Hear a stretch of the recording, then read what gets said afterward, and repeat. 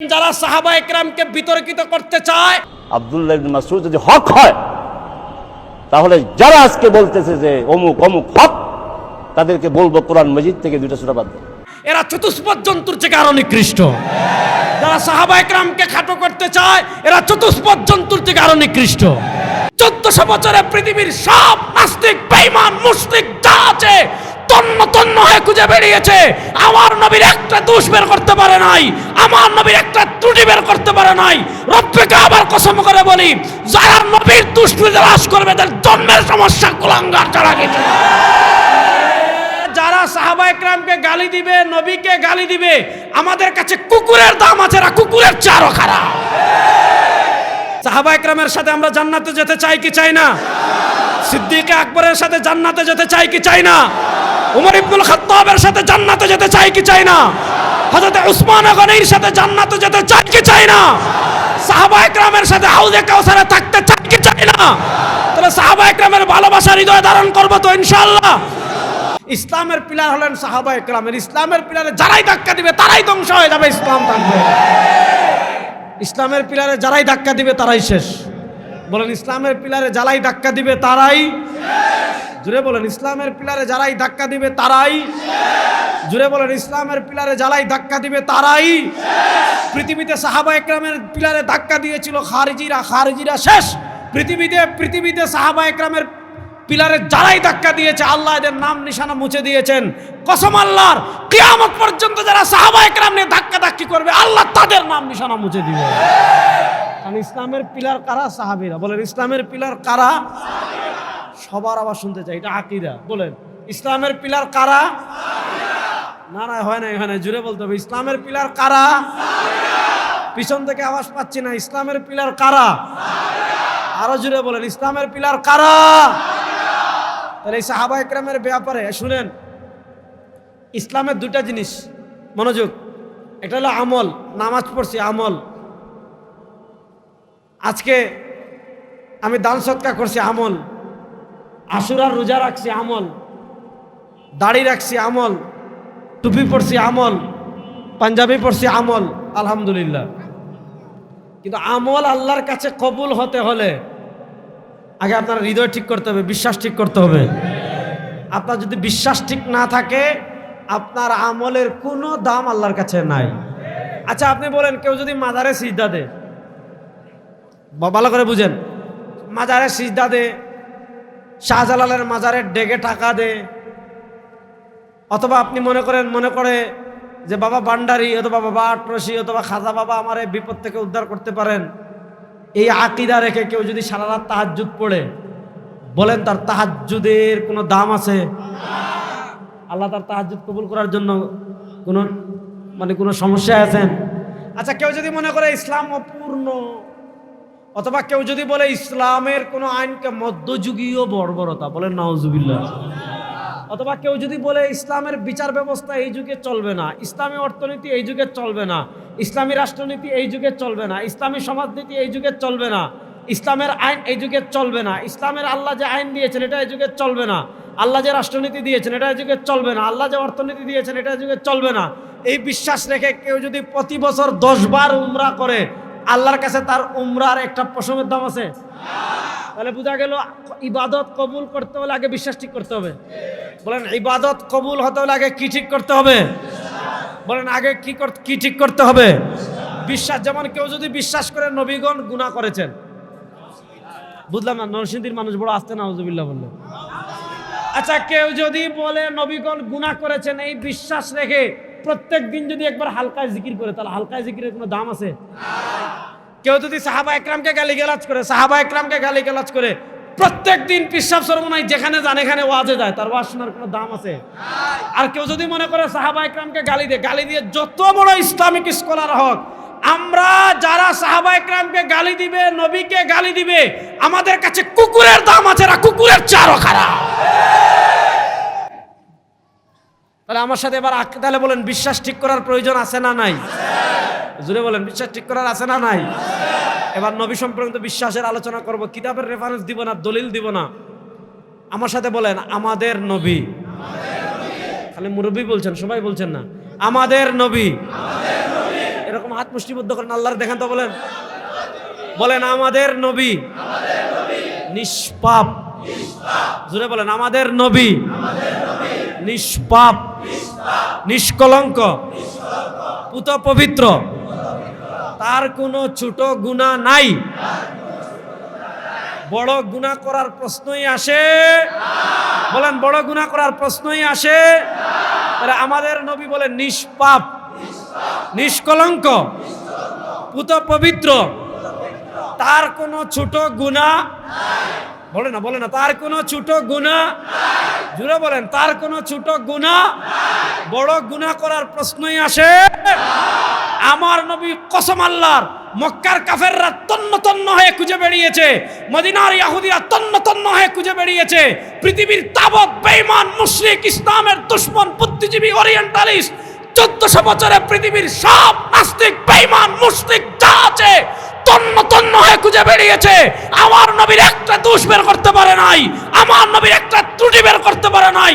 রব্বিকে আবার কসম করে বলি, যারা নবীর দোষ তালাশ করবে তার জন্মের সমস্যা কুলাঙ্গার ছাড়া কিছু না।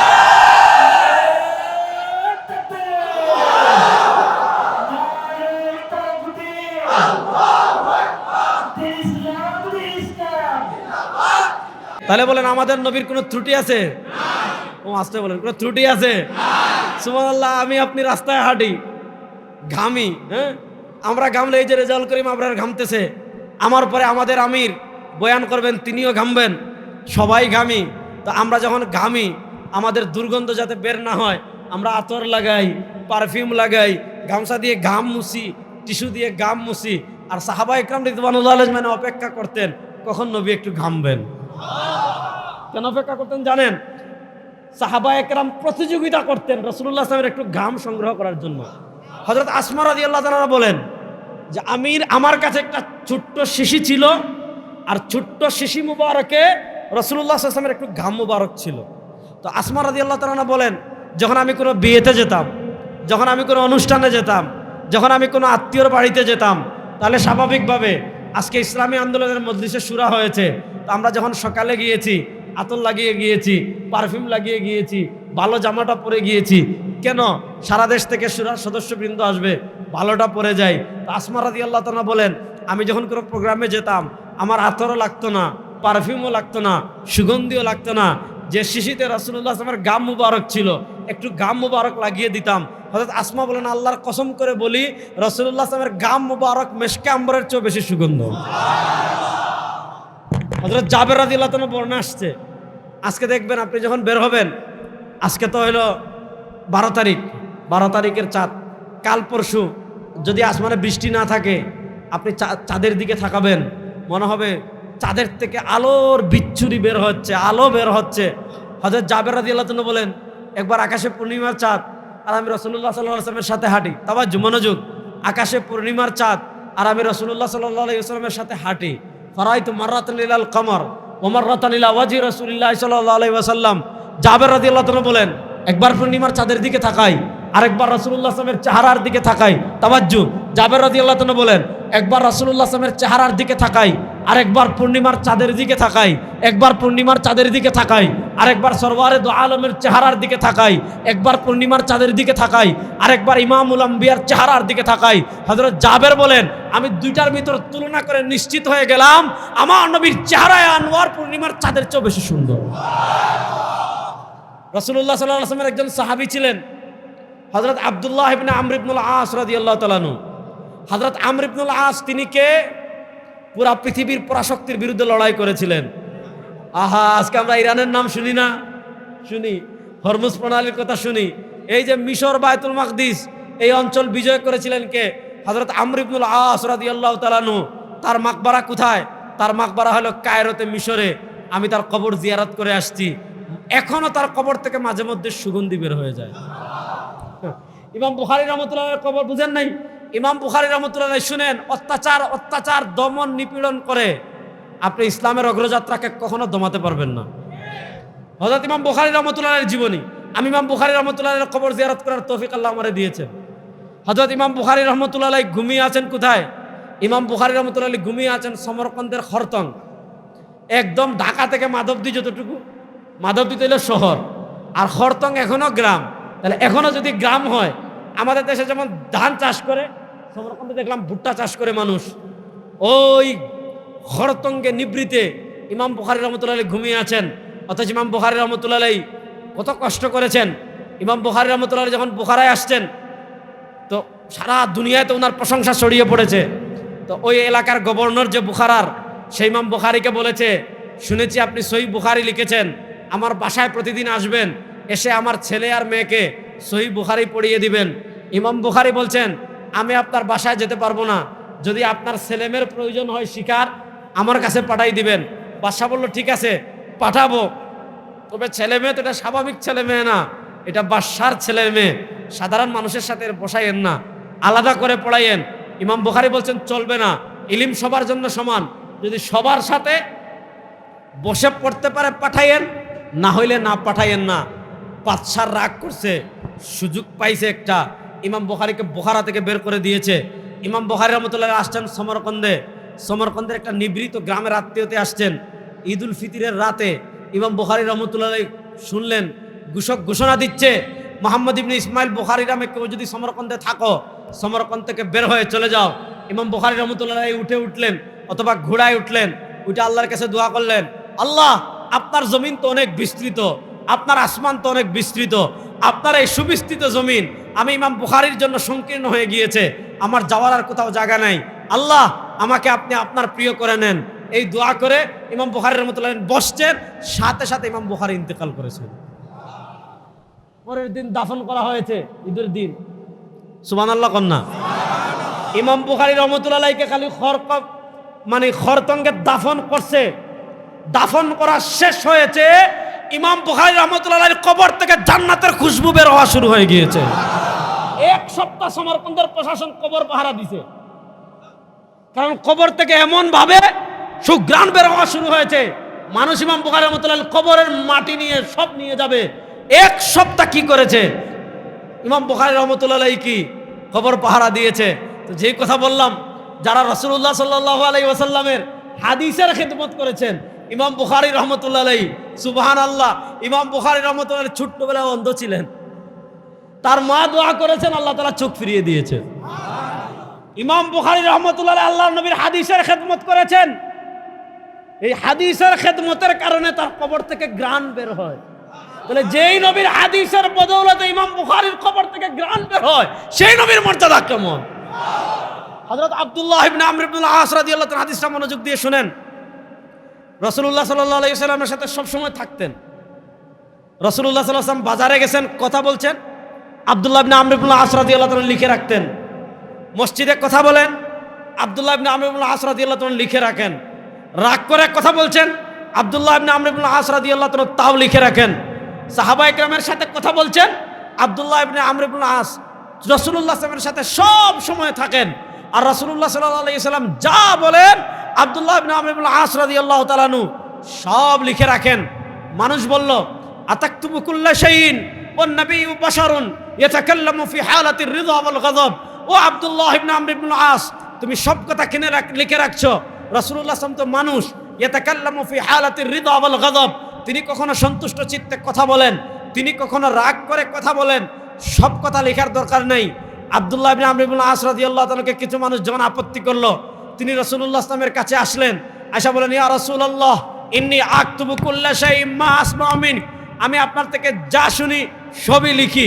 এখন কিছু মানুষ বলছে সব লেখার দরকার নেই, শুধু শরিয়ার বিধান লিখবো, বাকি কথা লেখার দরকার নেই। আমি কি করব? আল্লাহ রাসূল সাল্লাল্লাহু আলাইহি ওয়াসাল্লাম বলেন, উকতুবি ইয়া আব্দুল্লাহ, উকতুবি ইয়া আব্দুল্লাহ, উকতুবি ইয়া আব্দুল্লাহ।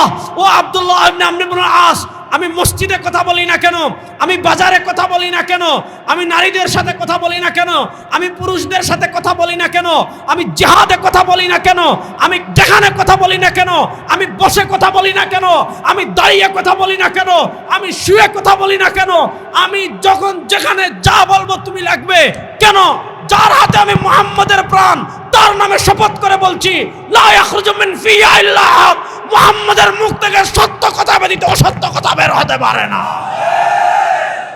এজন্য বলেন, আমার নবীর সব কথা আরো আসতে বলেন, আমার নবীর সব কথা জোরে বলেন, জোরে বলেন, জোরে বলেন, আমার নবীর সব কথা। আমার নবীর কোনো পাপ সন্দেহ আছে? বলেন আমার নবীর কোনো পাপ। জোরে বলেন আমার নবীর কোনো পাপ। একটু হাত তুলেন তো আমার মতো দেখি, হাত নাড়ায় বলেন আমাদের নবীর কোনো পাপ। বলেন আমাদের নবীর কোনো পাপ। ছোট পাপ, বড় গুনাহ, বলেন না ছোট গুনাহ, বড় গুনাহ, বলেন ছোট গুনাহ, বড় গুনাহ। নারায়ে তাকবীর, জোরে বলেন নারায়ে তাকবীর, নারায়ে তাকবীর। ইসমতে আম্বিয়া, ইসমতে আম্বিয়া, আদালতে সাহাবা। কোন সন্দেহ আছে? আমার নবী নবুয়তের দায়িত্ব পালনের ত্রুটি করেছেন না? ফালা আল্লাকা বাখিউন নাফসাক, সুবহানাল্লাহ বলেন। ফালা আল্লাকা বাখিউন নাফসাকা আলা আসারিহিম ইল্লাম ইউমিনু বিহাদাল হাদিস আসাফা। আমার নবীর দিন নাই, রাত নাই, সকাল নাই, সন্ধ্যা নাই, খাওয়া নাই, ঘুম নাই, খালি মানুষের পিছনে দৌড়ান, খালি মানুষের পিছনে যান। আর কি দাওয়াত দেন? দুনিয়া আখেরাতে যদি সফল কাম হতে চাও ইসলামে আসো। ইসলাম ছাড়া সফল কাম হওয়ার কোনো পথ। আর আসতে বলেন, আরো আসতে বলেন, ইসলাম ছাড়া, বলেন ইসলাম ছাড়া সফল হওয়ার কোনো পথ।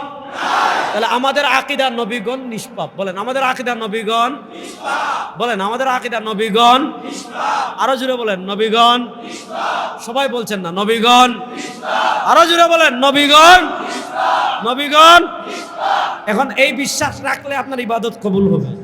আর আপনি যদি নবীগণকে নিষ্পাপ না মানেন, কসম আল্লাহর, সারা রাত নামাজ পড়লে আপনার নামাজের 1.5 পয়সার কোনো দাম নাই।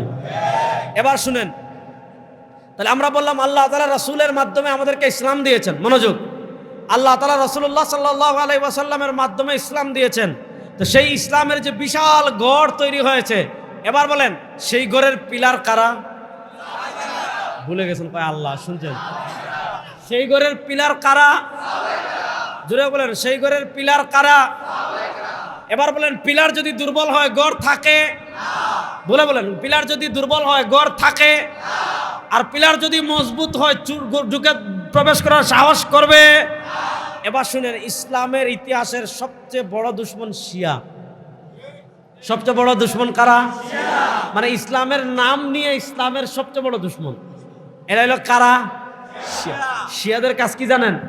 আপনি মুসা আলাইহিস সালামের উম্মতদেরকে জিজ্ঞেস করবেন তোমাদের উম্মতের শ্রেষ্ঠ মানুষ কারা? বলবে মুসা আলাইহিস সালামের সঙ্গীরা। আপনি খ্রিস্টানদেরকে জিজ্ঞেস করবেন তোমাদের ধর্মের শ্রেষ্ঠ মানুষ কারা?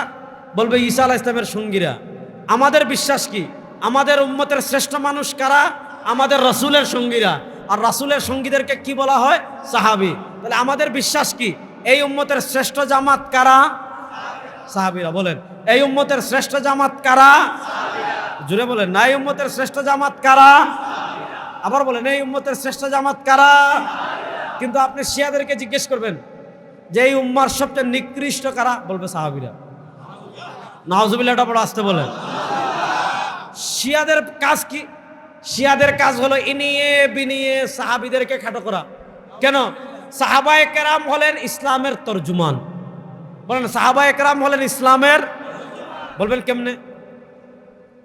আমরা রাসূলুল্লাহ সাল্লাল্লাহু আলাইহি ওয়াসাল্লামের নামাজ শিখতে চাই, কাদের মাধ্যমে শিখবো? সাহাবীদের মাধ্যমে। রাসূলুল্লাহ সাল্লাল্লাহু আলাইহি ওয়াসাল্লামের হজ শিখতে চাই, কাদের মাধ্যমে শিখবো? সাহাবীদের মাধ্যমে। রাসূলুল্লাহ সাল্লাল্লাহু আলাইহি ওয়াসাল্লামের জিহাদ শিখতে চাই, কাদের মাধ্যমে শিখবো? সাহাবীদের মাধ্যমে। রাসূলুল্লাহ সাল্লাল্লাহু আলাইহি ওয়াসাল্লামের রাষ্ট্রনীতি শিখতে চাই, কাদের মাধ্যমে শিখবো? সাহাবায়ে কেরাম। রাসূলের নামাজ জানতে মাধ্যম কারা? তাওয়াজ্জু। রাসূলুল্লাহর নামাজ জানতে মাধ্যম কে? সাহাবায়ে কেরাম। রাসূলুল্লাহর রোজা জানতে মাধ্যম কি? সাহাবায়ে কেরাম। রাসূলুল্লাহর জিহাদ জানতে মাধ্যম কারা? সাহাবায়ে কেরাম। রাসূলুল্লাহর হজ জানতে মাধ্যম কারা? সাহাবায়ে কেরাম। রাসূলুল্লাহ ইসলামের জিহাদ জানতে মাধ্যম কারা? সাহাবায়ে কেরাম। রাসূলুল্লাহ ইসলামের মুআমালা জানতে মাধ্যম কারা? সাহাবায়ে কেরাম। রাসূলুল্লাহ ইসলামের কাজা জানতে মাধ্যম কারা? সাহাবায়ে কেরাম। রাসূলুল্লাহ সাল্লাল্লাহু আলাইহি ওয়াসাল্লামের কূটনীতি জানতে মাধ্যম কারা? সাহাবায়ে কেরাম। রাসূলুল্লাহ সাল্লাল্লাহু আলাইহি ওয়াসাল্লামের রাষ্ট্র পরিচালনা জানতে মাধ্যম কারা? সাহাবায়ে কেরাম। এক কথায় রাসূলুল্লাহ সাল্লাল্লাহু আলাইহি ওয়াসাল্লামের গোটা জীবন, শুধু গোটা জীবন না, তিনি কেমনে হেঁটেছেন, তিনি কেমনে খেয়েছেন, তিনি কেমনে ঘুমিয়েছেন, তিনি কেমনে হেসেছেন, তিনি কেমনে উপরে উঠেছেন, তিনি কেমনে নিচে নেমেছেন, সাল্লাল্লাহু আলাইহি ওয়াসাল্লাম। আমার নবীর 24 ঘন্টার জীবনী, আমার নবীর পুরা জীবনী, আমার নবীর মাক্কি জীবনী, আমার নবীর মাদানী জীবনী, আমার নবীর রাষ্ট্রনীতি, আমার নবীর ইবাদত, আমার নবীর মুআমালা, আমার নবীর মুআশারা, আমার নবীর গোটা জিন্দেগি আমাদের সামনে পেশ করেছেন কারা? আমাদের সামনে পেশ করেছেন সাহাবায়ে কেরাম। বলেন আমাদের সামনে পেশ করেছেন কারা? আমাদের সামনে পেশ করেছেন কারা? জোরে বলেন আমাদের সামনে পেশ করেছেন কারা? তাহলে বুঝতে চাইবেন, যারা সাহাবায়ে কেরামকে বিতর্কিত করতে চায় এরা চতুষ্পদ জন্তুর থেকে আরো নিকৃষ্ট। যারা সাহাবায়ে কেরামকে খাটো করতে চায় এরা চতুষ্পদ জন্তুর থেকে আরো নিকৃষ্ট। এজন্য আমাদের আকীদা বলেন সকল সাহাবী। তিনজন বলতে, 3-4 জন বলতেছেন, এটা আকীদা, এজন্য ভালো লাগতেছে না। বলেন সকল সাহাবী। পিছনের ভাইরাকে আমার সাথে আসেন না, ঘুমাইছেন? এই প্রচন্ড গরমে তো ঘুম লাগানোর কথা না, দেখে আপনারা একটা আওয়াজ দেন তো, সবাই বলেন সকল সাহাবী। মুরব্বীরা আওয়াজের লোকে তো কেউই পারতেছেন না।